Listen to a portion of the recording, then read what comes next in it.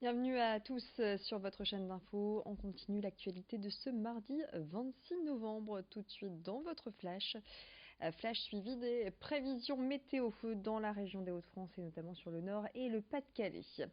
Ce lundi, Bruno Le Maire est revenu à Saint-Saulve faire le point sur la reprise d'Ascoval par l'actionnaire britannique Olympus Steel. Le ministre de l'économie et des finances a également annoncé la signature d'un contrat reliant Ascoval, l'usine d'Hayange ainsi que la SNCF.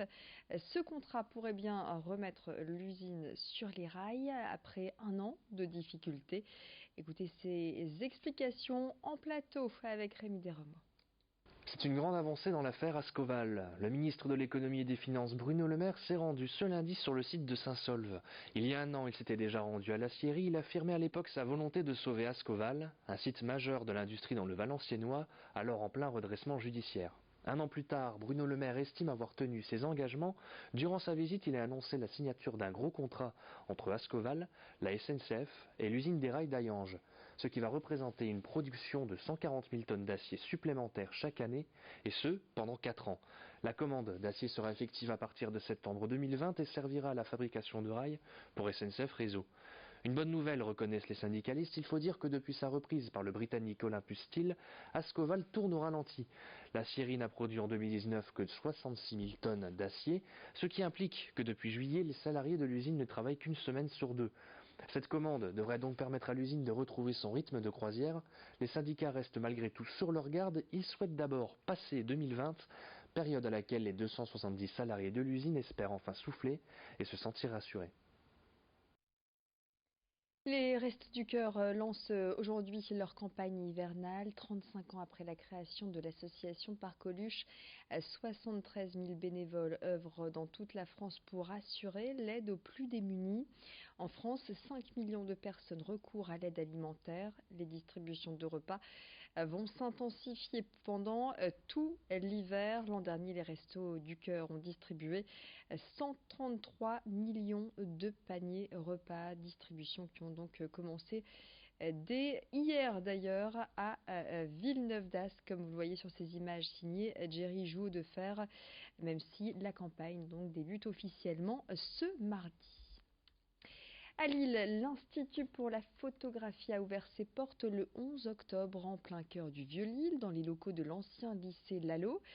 Plus qu'un lieu d'exposition, l'Institut pour la photographie entend assurer une mission culturelle publique avec une sensibilisation à la photo auprès des scolaires, des expérimentations, mais aussi un soutien à la culture photographique, la recherche ou encore la création. Ce projet est initié par la région Hauts-de-France en collaboration avec les rencontres d'Arles. Jusqu'au 15 décembre, 7 artistes y sont exposés sur le thème extraordinaire. Ils proposent un regard sur le quotidien. Reportage. C'est la région Hauts-de-France qui a l'initiative de l'Institut pour la photographie. L'idée vient de la volonté vraiment de notre président de région de doter la région d'une nouvelle institution dédiée à l'image et à la photographie dans le cadre de l'agrandissement, on va dire, de ses compétences et de son budget culturel à l'échelle régionale. Avec quelle tonalité La tonalité, c'est un peu de couvrir toute la photographie et de faire en sorte que les expositions soient destinées à tout le monde, à la fois aux professionnels, aux artistes et aux photographes, bien sûr, mais surtout aux communs des mortels, en fait, à tous ceux qui utilisent la photographie aujourd'hui, ce qui veut dire un peu tout le monde. C'est bien pour cela que la première série d'expositions s'appelle Extraordinaire. On n'a jamais autant photographié le quotidien que ce que l'on fait aujourd'hui, notamment grâce aux réseaux sociaux. Et on n'a jamais autant partagé, en fait, les images de notre vie de tous les jours. Il y a plein de manières de venir à l'Institut. Je rappelle la gratuité des expositions, ce qui permet de revenir et de les visiter aussi une par une, si on en a envie. Il y a des visites à la fois famille le week-end, mais aussi destinées à tous les publics, donc le samedi et le dimanche. Il y a effectivement des événements. Il y a des nocturnes les jeudis soirs, avec des visites thématiques, en présence des artistes souvent. Il y a les brunchs le dimanche, avec des DJ sets toute la journée. Il y a une bibliothèque avec tout un gros panel en fait de livres sur l'histoire de la photographie ou des livres d'artistes qui a un accès libre également et qui est ouverte pendant tous nos horaires d'ouverture. Il y a vraiment plein de possibilités pour venir et découvrir l'Institut jusqu'en décembre. Alors c'est vrai que c'est bien de rappeler que l'Institut est en préfiguration. C'est un mot un peu bizarre, mais qui veut bien dire que nous sommes dans une phase presque de début, avant les débuts en fait de cet institut. Nous commençons là avec des expositions. Il y a tous les projets avec les écoles, les différents publics qui se mettent en place. Et notamment, il y aura toute une saison hors les murs pendant la période de travaux, avant l'ouverture définitive, oui, en 2021 ou 2022. Ça, on ne sait pas encore. L'Institut pour la photographie à Lille, installé rue de Thionville. L'entrée est gratuite.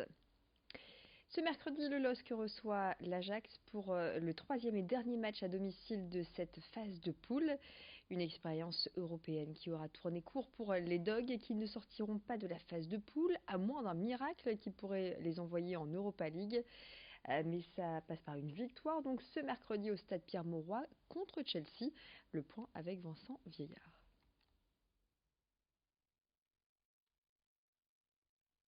Voilà, c'est fini. 3 petits matchs à la maison et la Ligue des Champions s'arrête déjà pour des Dogs trop inexpérimentés au plus haut niveau, mais aussi pas forcément respectés par les arbitres, comme par exemple contre Chelsea, ou encore face à l'Ajax Amsterdam, où ils auraient largement pu obtenir un penalty en tout début de rencontre pour cette main hollandaise qui aura finalement été non sifflée, mais pas de regret au match aller. Les Hollandais étaient beaucoup trop forts pour les hommes de Christophe Galtier et s'étaient imposés 3-0. Alors qu'est-ce qui a changé depuis ce match aller?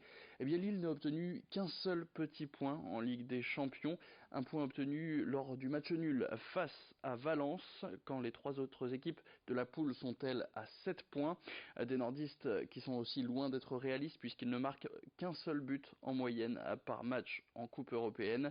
Ils n'ont d'ailleurs même plus gagné depuis le 26 octobre dernier, c'était face à Bordeaux à la maison. Une seule victoire sur les 10 derniers matchs disputés, toutes compétitions confondues pour des Dogs méconnaissables par rapport à l'année dernière. De son côté, l'Ajax Amsterdam reste lui sur une série de 4 matchs d'affilée avec au moins 4 buts marqués, toutes compétitions confondues. On se souvient par exemple évidemment de ce match nul impressionnant face à Chelsea, 4 partout. Il faudra donc un LOSC nouveau en cette fin novembre, d'abord pour espérer offrir une victoire pour l'honneur face à son public, mais il faudra aussi s'imposer ce week-end face à Dijon afin de rattraper son retard en Ligue 1. Merci beaucoup Vincent, et tout de suite la météo.